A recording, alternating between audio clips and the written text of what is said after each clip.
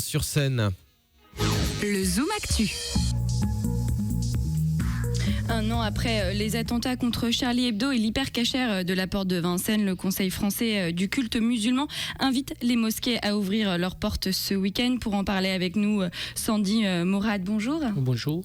Vous êtes président du Conseil français du culte musulman des Pays de la Loire. Alors tout d'abord, comment vont se dérouler ces journées d'accueil ?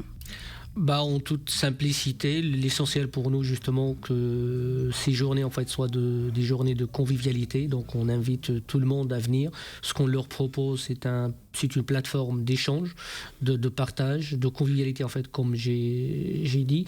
On voulait pas en fait trop les formaliser pour ne pas donner un cadre un peu formel, rigide à ces journées. Donc on voulait que ça soit spontané, que les gens puissent entrer, puissent poser des questions tout librement.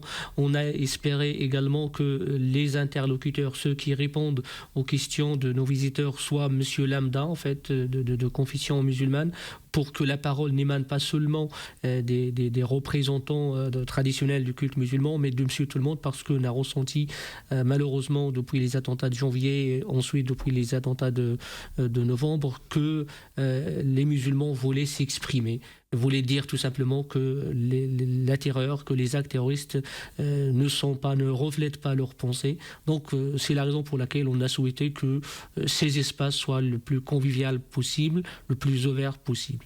Vous l'avez dit, l'objectif est d'expliquer ce qu'est l'islam. Pourquoi ces portes ouvertes sont d'autant plus importantes aujourd'hui ?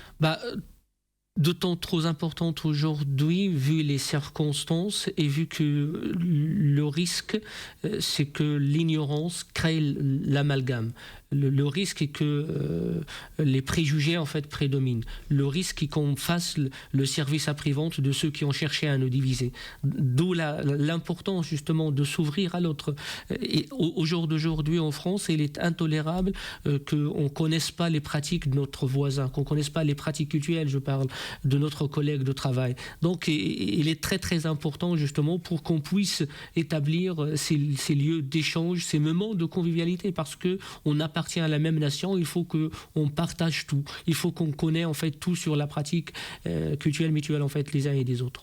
Et sait-on combien de mosquées seront ouvertes au grand public dans la région et plus précisément en Loire-Atlantique ? Donc sur la région, on a invité l'ensemble des mosquées. Bien évidemment, il faut savoir que malheureusement l'ensemble des lieux de culte en fait sur la région n'ont pas une capacité d'accueil. On parle en fait d'un lieu de culte. Très souvent, ce sont des petites pièces, des petites salles de prière et n'ont pas une capacité d'accueil. Mais toutes les grandes mosquées de la région vont ouvrir justement à l'occasion de ces portes ouvertes. Elles ont toutes répondu à cet appel ? Bien sûr, en fait, tout le monde a répondu favorablement à cette initiative.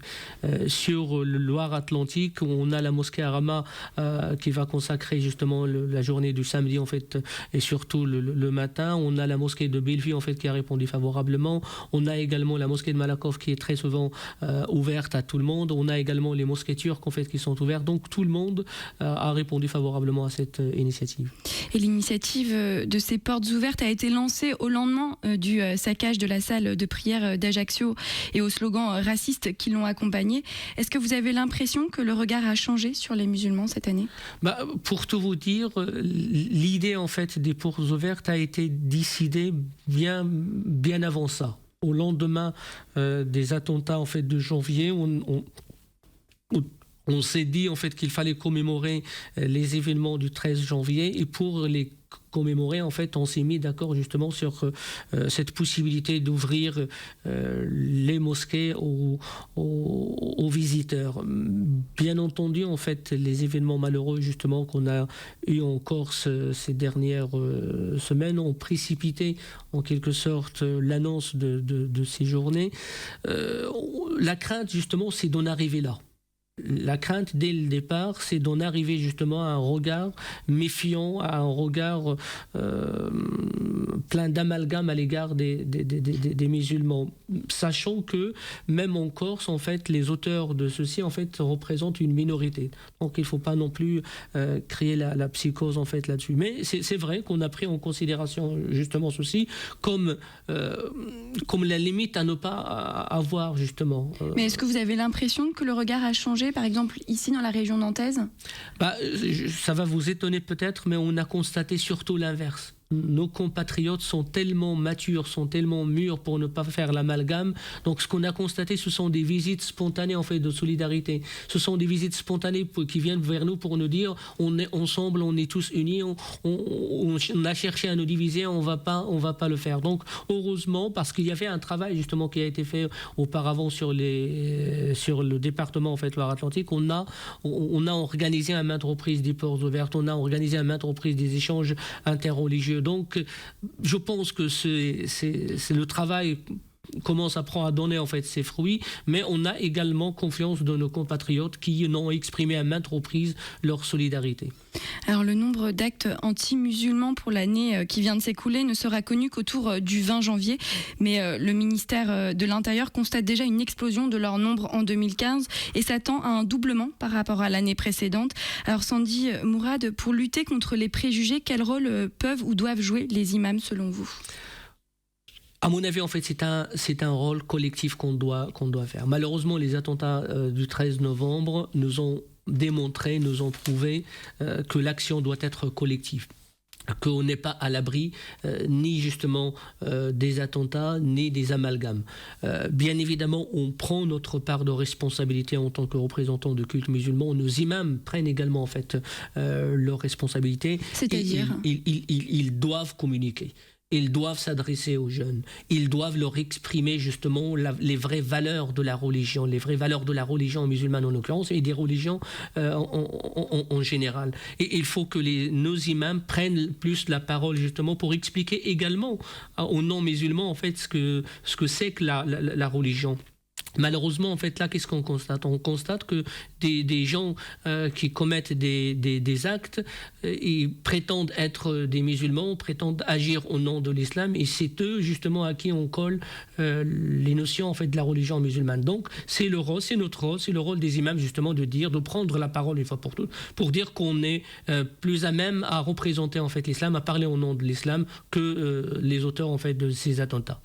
Et en mémoire de l'attentat du 7 janvier, Charlie Hebdo a sorti mercredi un numéro spécial. On y voit un dieu barbu armé d'une Kalachnikov et à l'habit ensanglanté, accompagné de ce titre « Un an après, l'assassin court toujours ».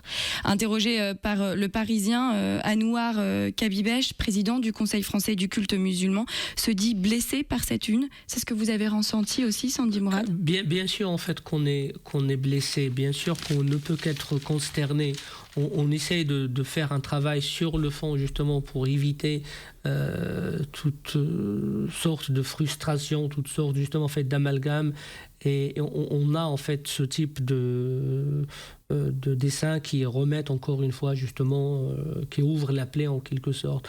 Mais vous savez en fait. Alors je précise quand même que le président n'a pas remis en cause la liberté d'expression dans cette une. Il a juste. C'est ce que je voulais dire. Vous savez en fait on dit expliquer en fait c'est pas excuser. Vous savez en fait ce sont des caricatures. On a vu en fait à quoi nous a amené les condamnations très très très fortes. Ce sont des caricatures. À mon avis, il ne faut pas leur donner plus d'importance à ceci. Ce sont des journaux satiriques. En fait, ils font leur travail. Il faut respecter justement en fait le travail. Mais on dit justement laissez-nous le temps de travailler. Laissez-nous le temps d'expliquer à nos jeunes justement en fait c'est fondamentaux pour ne pas encore une fois créer de la révolte en fait dans leur esprit tout simplement, mais bien évidemment en fait qu'on est pour la liberté en fait d'expression. Et à Nantes, suite aux attentats du 13 novembre, musulmans, bouddhistes, catholiques, juifs, protestants et orthodoxes se sont recueillis ensemble et ont co-signé une déclaration commune. On parle beaucoup de la notion du vivre ensemble. C'est important que les communautés religieuses montrent l'exemple ? Bien sûr que c'est très très important que les communautés religieuses donnent l'exemple, mais pas que les communautés religieuses. Ce qu'on cherche justement à travers les portes ouvertes, c'est d'unir en fait monsieur tout le monde, les religieux comme les non religieux, les athées, les laïcs, tout le monde. On a ce que un point en fait qui nous réunit en fait, qui est la nation, qui est beaucoup plus importante en fait que cela. Donc il faut qu'on utilise justement ce sentiment d'appartenance à notre nation pour œuvrer ensemble vers ce vivre ensemble, parce que ça concerne tout le monde. Ça ne concerne pas que les religieux, ça concerne en fait l'ensemble de nos concitoyens sur le territoire. Est-ce que vous allez mener d'autres actions en ce sens cette année ? Bien sûr, en fait, on a pas mal de projets. Vous pouvez nous en dire un, par exemple ? Le premier, en fait, c'est l'organisation d'un colloque, justement, pour donner le rôle des religieux dans la promotion du sentiment d'appartenance à la nation, et là on est en train d'y travailler en fait là-dessus, parce que c'est un projet local ou un projet à l'échelle nationale ? Non, en fait là c'est un projet local, donc on espère en fait le faire ici. Si toutefois justement il a donné en fait les résultats escomptés, en fait j'invite tout le monde justement à prendre exemple de cela. On rappelle que mardi, le président de la République a exprimé sa gratitude aux représentants des cultes pour leur participation à la cohésion nationale au cours d'une année 2015 marquée par ces attentats. Merci Sandy Mourad d'avoir répondu à nos questions. Merci à vous de m'avoir invité. Merci Clémence, merci Sandy Mourad d'avoir été présent dans les studios de Sun pour ce nouveau numéro.